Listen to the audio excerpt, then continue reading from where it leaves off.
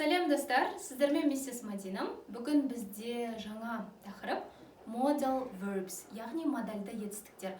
Жалпы бізде ағылшын тілінде модальды етістіктер өте көп. Бүгін біз сіздермен can, could және be able to мен танысатын боламыз. Дайын болсаңыздар, кеттік.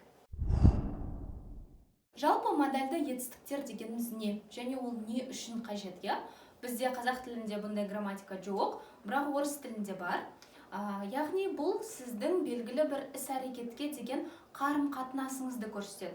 Ол сізді обязывать етіп жатыр ма, яғни мәжбүрлеп жатыр ма, рұқсат сұрап жатырсыз ба? Жалпы түсіндіру барысында толық сіз барлық тақырыпты меңгересіз деп ойлаймын.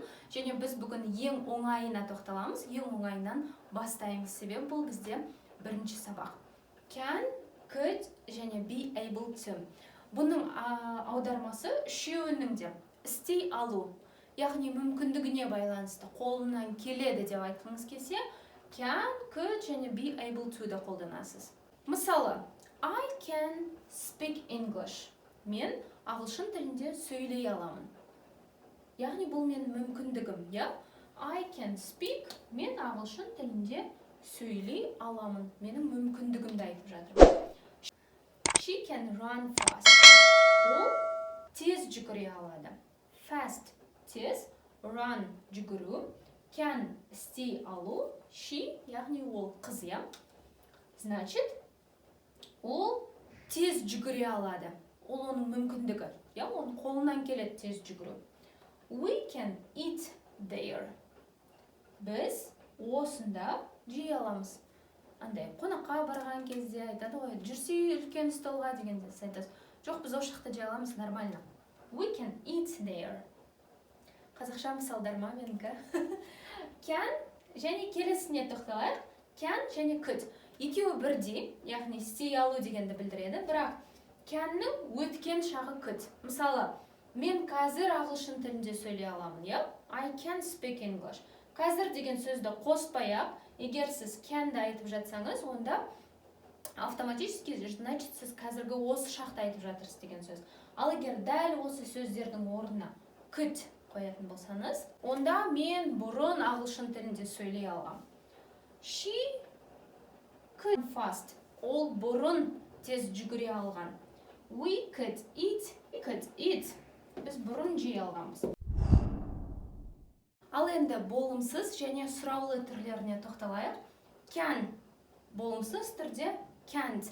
Негізі болымсыз түрде not сөзімен бірге жазылатын модальды етістік осы, cannot. Бірақ біз бұны қысқартып can't деп айтамыз, Және could бұрын істей алу, couldn't. Can, can't, could, couldn't. Мысалы, Miss, you can't smoke here. Miss, you can't smoke here. Miss, сіз бұл жақта темекі шеге алмайсыз. Яғни рұқсат жоқ, бұл жақта темекі шегуге. Miss, you can't smoke here. Келесі сөйлем. I couldn't swim when I was 6 years old. Мен 6 жаста болған кезде жүзе алмайтынмын. Яғни бұрын. 6 years old, 6 жаста болу. Swim, жүзу. I couldn't swim when I was 6 years old. Мен 6 жасымда жүзе алмайтынмын. Ал енді can және couldпен қалай біз сұраулы сөйлем жасаймыз, Can I немесе could you? Мына жақта кез келген есімдік бола береді. Мен тек мысал ретінде алып жатырмын. Can I ask a question? Мен сұрақ қойсам болады ма? Question, сұрақ. Ask, сұрау. Yes, Heather. Can I ask a question? Can I ask a question, Saj? Can I ask a question? Can I ask you a question? Бұл мысал көбінесе негізі осы шақта қолданылады, яғни could тек қана бір өткен шақта қолданылады, қатып қалған нәрсе жоқ. Ағылшын тілінде барлығы бір ерекшеліктерге толы. Сондықтан could'ті сіздер осы шақта да қолдана аласыз, егер сіз бір рұқсат сұрайтын болсаңыз. Және can мен could'тің не айырмашылығы бар десеңіздер, екеуі де осы шақта қолданылса. Can жалпы мен сұрақ қойсам бола ма деп сұрайсыз, Ал could I have a glass of water деген более мәдениетті түрде, сыпайы түрде, Мысалы, біз ресторанда отырғанда кафеде бір официантқа грубить етіп сөйлемейміз ғой, иә? Біз оған мәдениетті түрде айтамыз. Маған стейк алып келе аласыз ба деген сияқты, иә? Осы мысал, could I have a glass of water? Маған бір стакан су бере аласыз ба? Қазір сіздерге көптеген мысалдар келтіріледі. Міндетті түрде видеода қайталаңыздар бірге, жарайды ма? Could I have a double whammy burger with cheese? Could I have a glass of the cranberry juice, please? Келесі модальды етістік бізде be able to. Жалпы бұл модальды етістік көп қолданылмайды. Көбінесе оның орнына can және could қолданылады. Бірақ міндетті түрде бұны біліп жүріңіздер, себебі бір тест келген кезде міндетті түрде осыған байланысты бір сұрақтар болуы мүмкін, иә? Жалпы артық білім болмайды. Be able to мағынасы дәл солай, істей алу, қолынан келу. Мысалы, қараңыздар, қазір сөйлемде can да болады және be able to да болады. I can play football, but I'm not able to play today. I'm sick. I can play football. Мен футбол ойнай аламын. But I'm not able to play today.